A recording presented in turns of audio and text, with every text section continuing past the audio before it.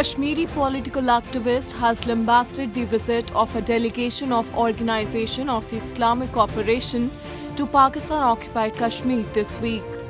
Dr. Amjad Ayub Mirza alleged that OIC was stoking up the Kashmir issue at the behest of Islamabad to advance the Pakistani narrative. The OIC delegation travelled a few places in POK as per the itinerary prepared by Pakistan. They held symbolic meetings with the local leaders and parroted Islamabad's position in the region. They went to the extent of praising Pakistan for its work while ignoring the fact that there were multiple protests being held at the same time in the region. From students to traders to government officials to the common citizens, all have been holding anti-Pakistan government protests for weeks. Mirza, while exposing the real intent behind this funded tour, posed a number of uncomfortable questions in front of OIC, asking if they had seen the true picture of POK, where the current situation is no short of a humanitarian crisis. Did you notice the amount of garbage and filth that is piled up in our cities? Did you manage to interview our shopkeepers who are losing their business every day due to severe load shedding and power failures? Did you manage to visit the family of Dr. Ghulam Abbas, a Canadian Kashmiri who was visiting his city of Kotli to attend his father's funeral and was shot in the face after 2 weeks only by the Pakistani secret services just because he was promoting Hindu and Muslim interfaith tolerance in our state?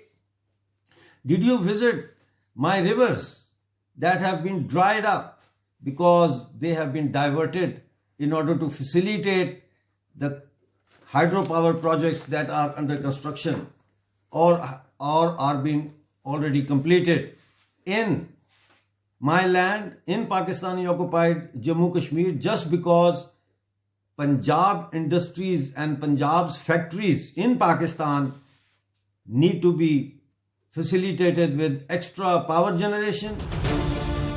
Pakistan holds considerable sway in OIC thanks to its recently formed alliance with Turkey.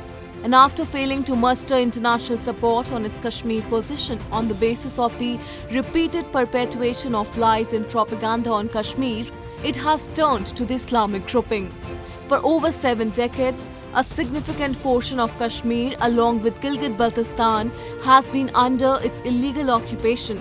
And despite people's opposition, it has used all legislative and military tools to bring Kashmir's land and resources under its jurisdiction. Mirza also asked as to what was the real driving force for which OIC rallied behind Pakistan's stand and completely ignored natives' plights. Did you not see the misery of my people? Did you not see how we have been chained in the shackles of an interim constitution prepared, made and imposed by Pakistan on us that deprives us of the freedom to choose and forces us to sign a document of accession to Pakistan? Probably not. Probably not. Because like the rest of the world, the rest of the Islamic world, your ears are also being plugged with the Pakistan's false narrative about history and distorted facts about Kashmir.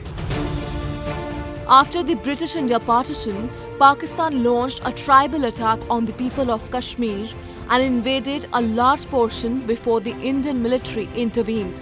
And despite the then princely ruler of the state acceding to India, it never withdrew its forces from the region.